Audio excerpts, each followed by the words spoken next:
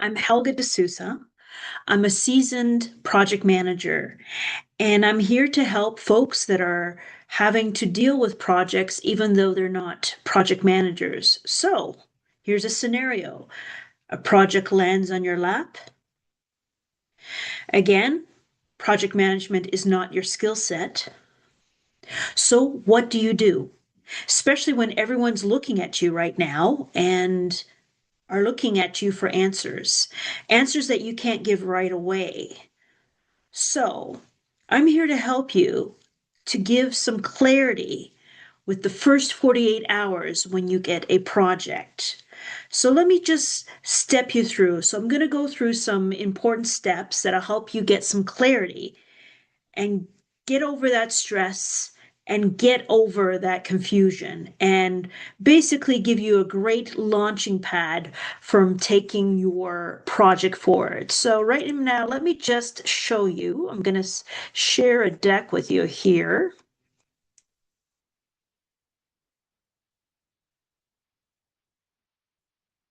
Just bear with me here. Okay.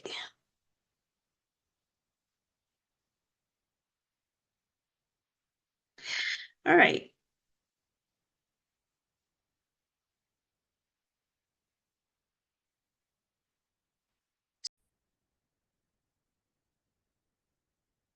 The first 48 hours are very crucial. It's a make or break scenario for you. The longer you wait, the more confusion starts to collect, the more players may come in, bringing in their demands. And basically, there's just going to be some chaos. So I'm here to help you get started and to avoid any complications down the road and to save you a lot of headache down the road. So as I'm pointing out here is the first 48 hours, very crucial to get going. Just get it started, get it rolling, take charge. The second part is, of course, the first conversations that you have, which I'm going to illustrate later on, are very crucial. Just to ensure that there's an alignment, that you have the support going forward, and that way it eliminates any friction down the road. Okay. And then, of course, what you need most of all is to ask the right questions, not necessarily the experience. So you don't have to have a project management title, although the PMI will speak differently. But in most cases, you can't afford that. You don't have the time for that. This just basically has come to you, and there is an expectation that you will deliver this because you are the expert in whatever field you're in. You could be an engineer, you can be a product owner, you can be a developer, or you can be even a small business owner. So it is with you.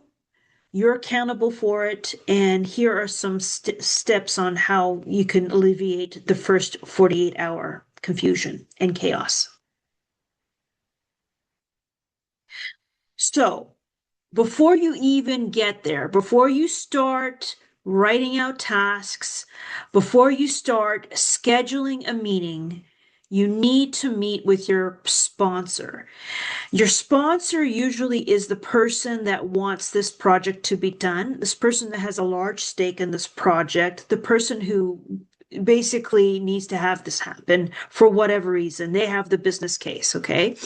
So you need to sit down with them. You need to meet with them first before you meet with anybody. And it might be more than one individual. It might be two people.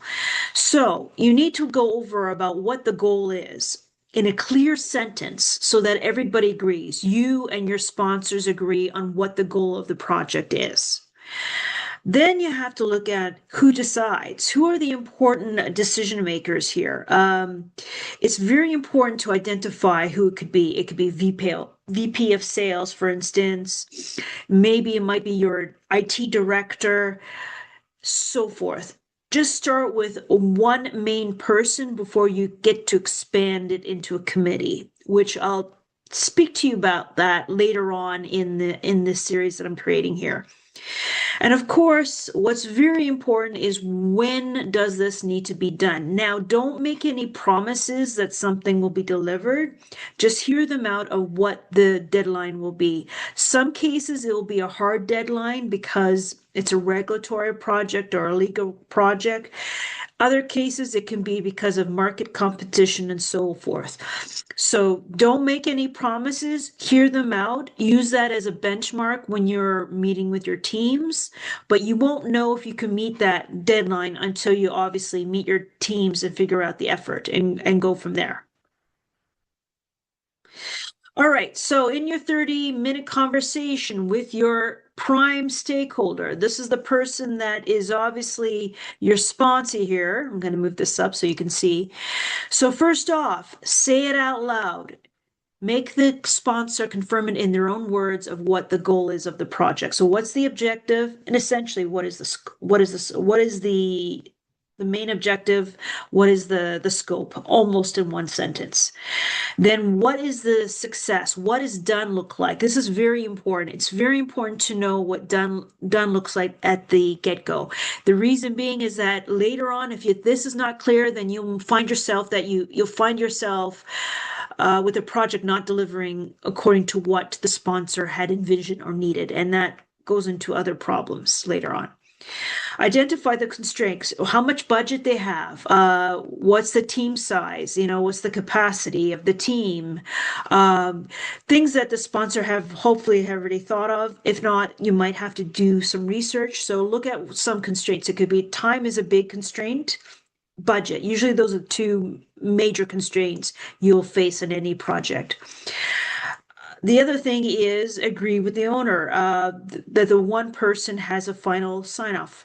In some organizations, you might have more than one impacted stakeholder, but confirm who are the people that sign this off, that the project has been delivered according to what they had laid out for you. Okay.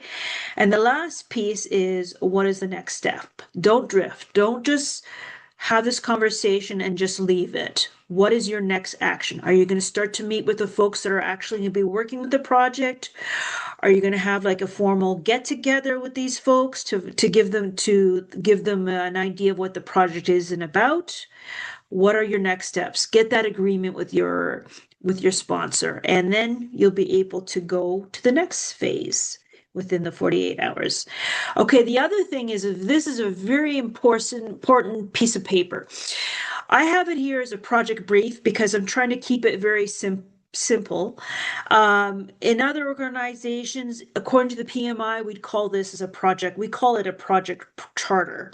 Or in other cases, you may even call it a project plan. So this is a very important piece to have it laid out because there will be instances where people will come in and try to add things to your project. There'll be instances where certain teammates didn't have clarity of what they need to deliver and they're working on a different solution. Very important to have this. So this stops all the assumptions and the guesswork. This takes out all the guesswork. Prevent scope creep. This is where people come in and try to add other things to it. This builds, of course, instant credibility. So you look very organized when you have this laid out, and it also forces alignment. So your stakeholders, which be not only the people that want this project to be done, but also the people that are also going to be delivering those tasks. That way they know exactly what needs to be done. So you would probably have the project name in there, what's the goal, start and end date, who's the owner, what's in scope, saying what are the deliverables that are in there to make this complete and acceptable, and then what is the success metric in terms of is it if you for this project to be successful, maybe you had the statement of work signed off by the vendor, or maybe you were able to make sure you had all this tested and everything had passed by a certain date. So these are little different things that you would consider as success metrics. All right, and then I can go to the other phase. Now, I already spoke to you of what to do. I'm just going to go back. What not to do. So, Avoid these mistakes at all costs. So do not jump straight into tasks. Again, you need to get alignment with the folks that are actually delivering those tasks. They need to look at what your scope is. They need to understand what it is and make sure what they're doing is correct. It cannot come out of your head. Okay. You have to involve your team in that regard. Don't wait for the plan to be perfect. There are always going to be some wrenches that get thrown along the way, things that may cause delays. Sometimes you'll find out about a dependency or that something needs to be done before this other thing will happen. So it's not going to be perfect, but just have some sort of back plan or some sort of skeleton of a plan, okay? Something in place for people to follow. Don't hold too many meetings. Sometimes just hold a meeting if you're trying to resolve an issue. Hold a meeting with a status where you need status updates, but not every little minutia stuff. Just make sure that you are, whatever meeting you have, it has an objective, it has an agenda, it has a purpose, and it has an outcome that will serve the project, okay? And also assume that everyone's aligned on what's being done, okay? Again, this is important for your prime sponsor needs to agree with this. Your stakeholders or the people that are delivering the tasks need to be aware that this needs to be done in this manner. There has to be alignment across the board. When there has to be decisions to be made, make sure they're made and it's communicated across everybody, okay? All right, so again, the message here with this episode is that you need to bring that clarity in the first 48 hours. It's a very crucial time, and it'll save you several weeks headaches down the road. Trust me. You don't need the experience. You just need to ask the right questions. So that's a very key takeaway. So what I could do for you as well is if you want to manage your project with confidence, I had created a non-PM survival guide. So I'll just give you a snapshot of some tools, things that you need to have on your tool built that will help you move the project forward in a successful direction. So the link is in the description, so please click. Please subscribe, as I will probably put out some more episodes to help you along. So thank you very much for coming to this channel. Leave any comments or any questions. I'm happy to answer. So thank you all and keep moving forward and happy success to your projects. Thank you.